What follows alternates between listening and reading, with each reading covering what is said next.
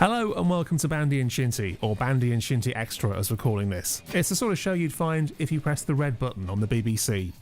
Now, if you're looking for up-to-the-minute debate about all things Forest, then check out our first show, or keep an eye out for the next one, coming very soon. What this is a bit of a chat about our favourite Forest goalies. It starts off with a list of players, and we'll let you decide how accurate that list is, but quickly turns into a bigger debate about who is the best Forest goalkeeper of all time. So, if you've got half an hour or so to spare, sit back, relax and enjoy what we're calling the Jordan Smith Paradox.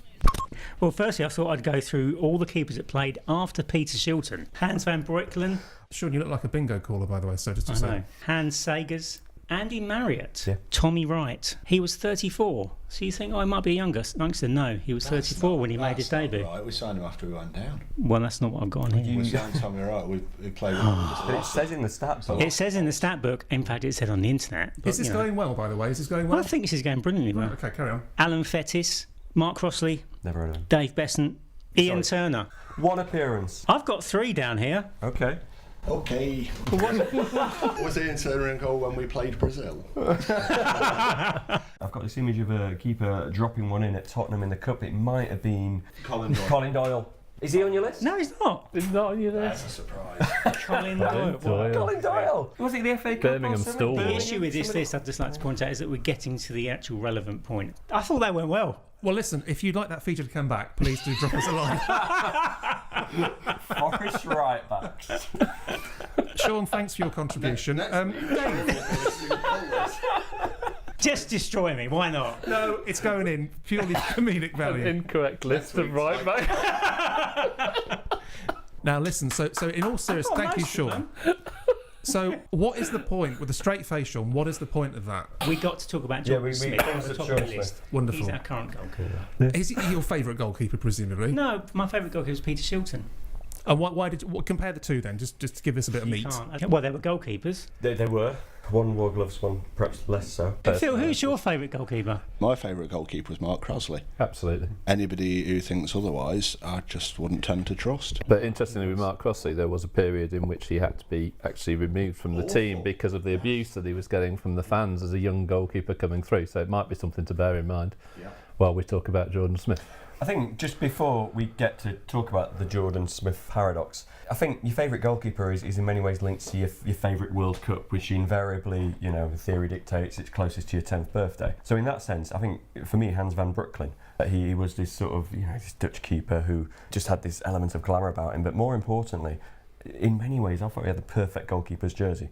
It was the green one, obviously, little collar and the little Adidas trefoil just in the top left. Perfect. Yeah. I think the thing with Breukelen as well was that he was kind of the tail end of the ability of Nottingham Forest to attract really outstanding talent. So Breukelen was a world talent. Now, got probably more after he was because at he Forest. won the 88 European Championships only with the Dutch.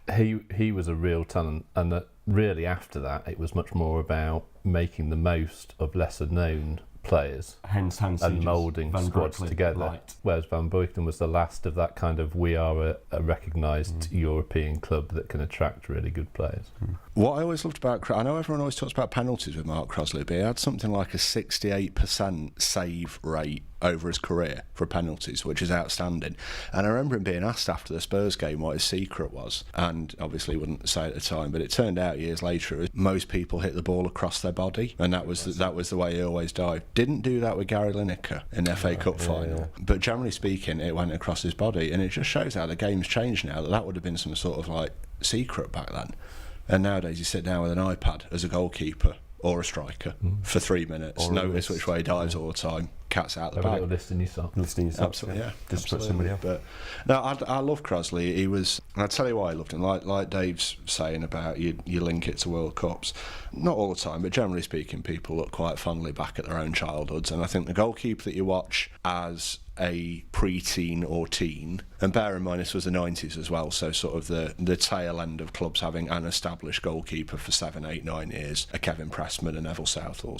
Year on year teams would come down, it'd be the same person stood in front of you. Crossley just always struck me as that sort of fag end of allowable characters in a football team. Like in a modern world in which everybody is so vanilla and they're all media trained and they've all come through this kind of bubble of being in an academy, and they've kind of got no real idea about anything outside of that football bubble that they've grown up in. Crossley was one of those who'd got proper personality, whether you liked him or not. He was funny and he was individual, and you saw it on his reactions on the pitch, and you saw it in his pre-build-up when he'd be slamming in shots at Nigel Jemson as he tried to keep goal. You know, it was a funnier time in that sense than a lot of the players now. They've just not got any real distinctive character about them. Underwhelming Mark Crossley anecdote. He's really big in real life. When Rotherham went to Wembley, especially after he's retired, and he was Rotherham Auto Windshields final. Rotherham played Shrewsbury and won 2-1. They were managed by John McGovern actually, and Jemson scored a couple of goals, if memory serves me, on that day. Anyway, behind me in the stands, there's Mark Crossley looking impossibly huge with big hands, which I think also gave him an advantage in terms of being a goalkeeper. Hereof endeth the underwhelming Mark Crossley anecdote. Talking of characters, Tim Flowers once told me to... Really? Could you provide a bit more context? Did you deserve to be told? When you say talking of character, are you the character in that story, or is Tim Flowers the character in that story? Was it warranted? Yeah, I can't remember. It was 1996, so I would have been about 15. Probably at the age of 15, he probably did something. Not even like sweet like a child, just be a mid-teen. Tim Flowers was the first goalkeeper I ever saw Forest score against Southampton, 1991, 1-3-1. Nigel Jemson loved him. Good. And maybe I tried to remind him of that or something. I don't know, but it wasn't even a game, it was in the warm-up. That's what I was trying to work out. So what he was doing at the Trent end, I'm I'm not sure, but he was down there, and very reputable goalkeeper, Tim Flowers. It was when Blackburn coming down here and beating us 5-1. Could have been any time. It could have been. It's Blackburn. It was the year that they did us 7-0. Yeah, Kevin Campbell had his end of days game in the return leg. Again, we always talk about how loyalty has died away in football. I clearly remember that day, the entire City grounds thinking what a waste of money at Kevin Campbell when he missed a one-on-one. So some things never change. But yeah, Tim Flowers told me that. And you absolutely couldn't do that to a child or any paying customer. No, of course not. Did anybody else hear it around you? I think other people did. Other people heard it, and other people sort of smiled like, that's him told. That surprises me. I don't know Tim Flowers. An England international. Really? Yeah. Seems to me an agreeable character. Is that libelous, by the way? Are we able to say that somebody... It happened. It happened, mate. Once again, Phil Jeggin's back in court. I'll be honest, I'm not sure, A, Tim Flowers is ever going to hear this, or B, that's going to be the biggest thing on his list of to-dos. In fact, I'd just like to say on record, Tim Flowers, you Did he ever come as coach? Was he not going to come as goalkeeper coach under Pearce? Did that happen? He was director of football. He was a coach under Pearce. Yeah, was he? I thought he had. And you can really see his good work being put to test every So in many ways, you did the entire opposite of your suggestion. But you could argue you did get your own back. He had to work at Forest under Flowers. Who's working now, Flowers? Well, I take it all back, Sean. It had a bit of everything. Swearing, libelous comments. Well, let's do it again next time, maybe. Absolutely. Yeah. So talk about Jordan that Smith. brings us back to Jordan Smith. What are our feelings on Jordan Smith? What, in terms of, is he right for what we need as a goalkeeper? Do we rate him as a goalkeeper? I think he's a shot stopper. I think he's a good goalkeeper. In a tradition of, generally, I think Forest have good goalkeepers. Sorry, guys. Is that his lawyer? I really feel for Jordan Smith at the moment because I think I completely get where the club have been coming from, and they're entirely justified in their attempts to bring in another goalkeeper. It's ended up being quite a clumsy thing what's happened with the goalkeeping situation, and you can't imagine it would have had a positive impact on Jordan Smith. And it did seem to be unusually public. It was something that was being discussed quite a lot, and it surprised me how open we were about that.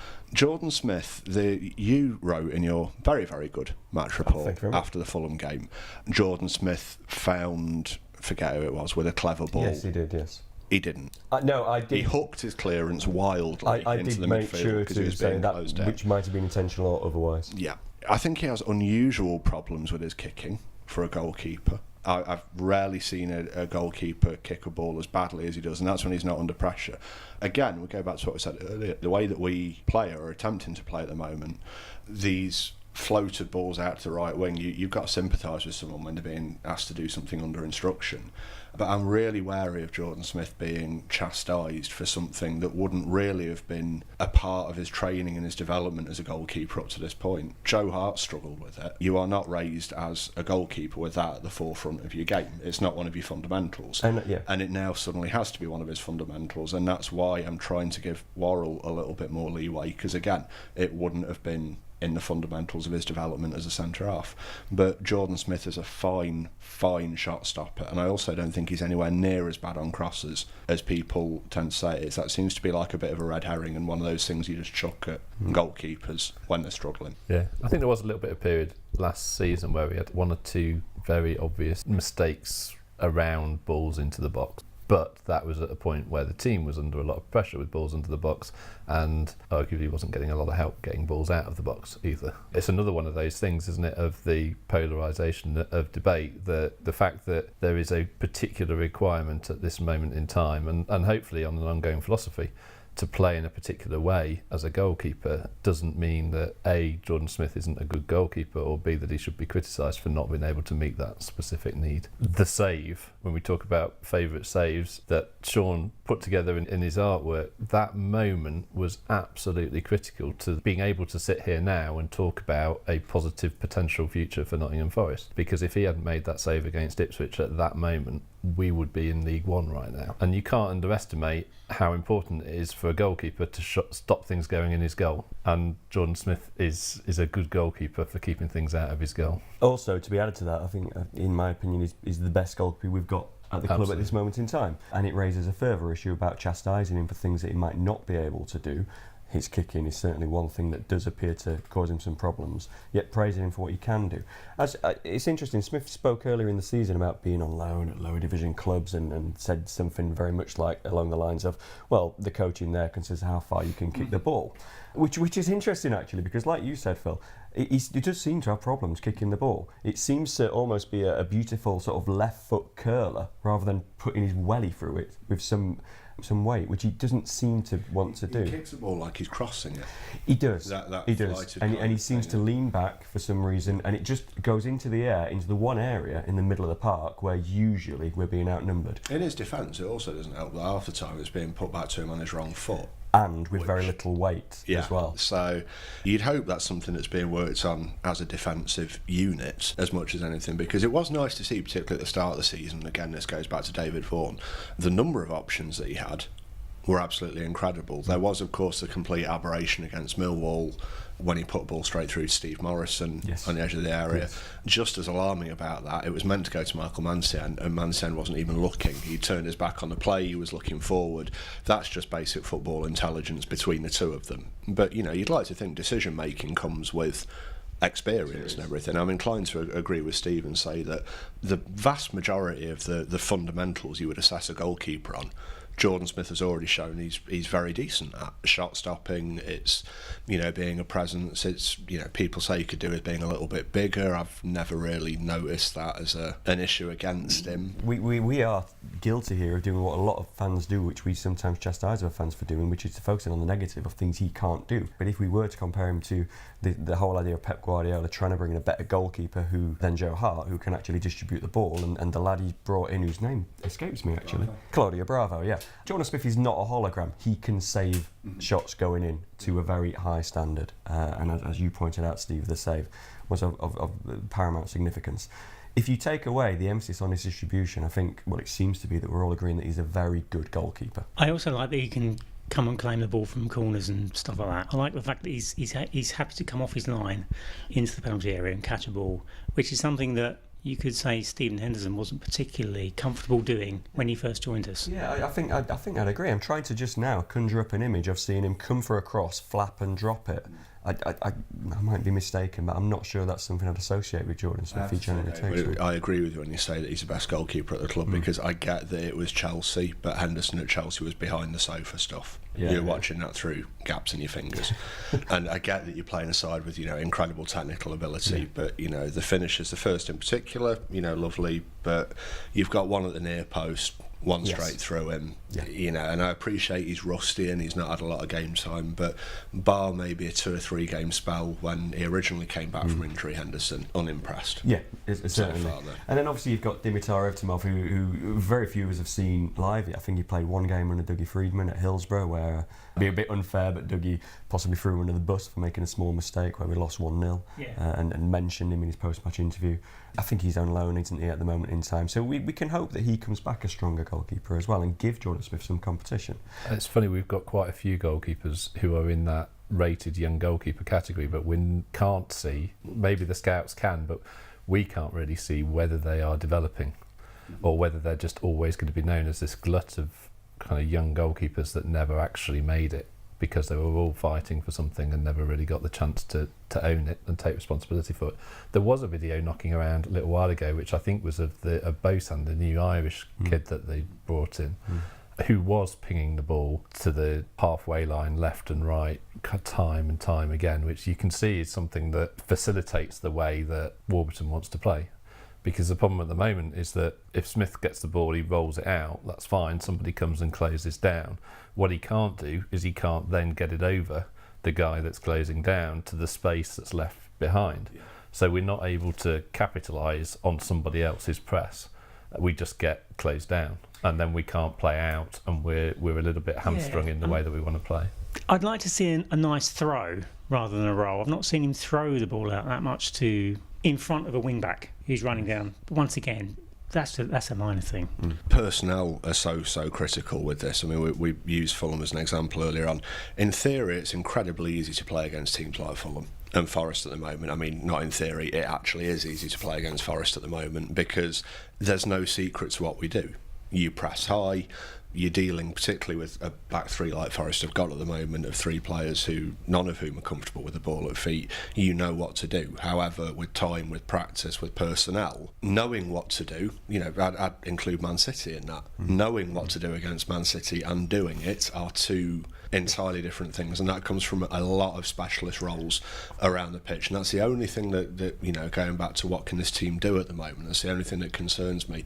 Within the system we play, there are an above average number of very specialised roles. You can include wing backs in that, a very, very particular type of holding midfielder, very, very particular type of withdrawn striker as well, behind a Murphy or someone like that. You're really talking about an immense level of intelligence for championship level football. The signs are, as with Fulham, you can do it. You can get those players. I think we'll be looking abroad more in the future for this kind of thing. I'm inclined to say, going back to Jordan Smith thing, that he's doing about as well as he could be expected to do with what's in front of him at the moment. I think the position of goalkeeper, I'd love to see, given the trajectory and development of goalkeepers over the past 40, 50 years, what that position looks like in 20 years' time and what will be required of you in terms of the standout, again, fundamentals of it. You get a sense it might even go to this extreme role of almost being a sweeper to actually there might be a total sea change whereby goalkeepers don't worry about the distribution lock, just stop shots. Because sometimes things just flip back, don't they? But favourite saves? I mean, obviously Jordan Smith's save against Ipswich was a key save. There was one, I think, against Charlton, which he clawed off. It seemed to go behind him and he clawed it out and managed to keep it out. It was a 0-0 draw early in the season. Funnily enough, I've come from this a slightly different angle, and there was saves made by an opposition goalkeeper against Forest. And there's one that sprung to mind quite readily, which was really important. It was, I hate to mention Blackpool, but it was the playoff semi-final. It was the first leg. We lost 2-1. Chris Cohen put us 1 up after 13 minutes. Blackpool came back in and won 2. We're leading 2-1. But in the very final minute, or in the 87th, 88th minute, Chris Cohen again had a shot from range. It was a low one. It was going towards the goalkeeper's left, Matt Gilks, and I genuinely called it in. I thought it was in, and at the very last second it was behind Gilks, so he poured out his left hand and turned it around the post, and Chris Cohen's face epitomises how I felt at that moment in time. I genuinely thought we've got a goal back, and all in this split second, and Cohen's face is astonishment that he's managed to keep it out. And that, well, it wouldn't have mattered anyway, because Blackpool would have done what they did. But it's funny, isn't it, that whole idea of opposition saves, because it tends to be, it's like Mitchell and Webb, oh, that's a bad miss. You know, opposition goalkeepers don't make good saves against us, you know. And your striker doesn't put the shot away. Yeah, you know, the game against Fulham. I think Sam Johnston at Villa wins the award for probably spawniest save of the year.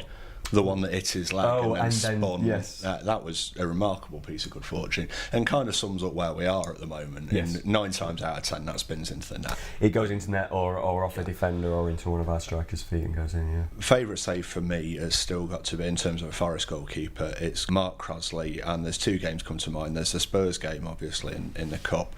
There's also the Oaks home game, which was like the Alamo. That was just a bombardment that night. That was incredible. I'm probably going to go with the Spurs game and say the save from Sheringham's penalty, because that's a stunning save from a penalty.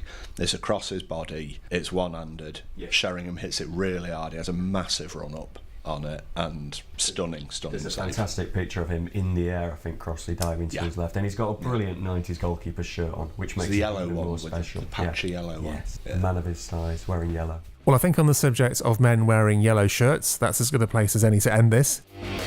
Thank you to Steve Wright, to Dave Marples, Sean Hockett and Phil Juggins. I'm John Anderson. Thank you so much for listening. We really do appreciate your ongoing support with this. Oh, by the way, if anybody listening did happen to be at the City Ground around 1996 and heard some sort of exchange between a teenage Phil Juggins and Tim Flowers, sorry Tim, we'd be very interested in hearing from you. All the best. This is the band with the low shit.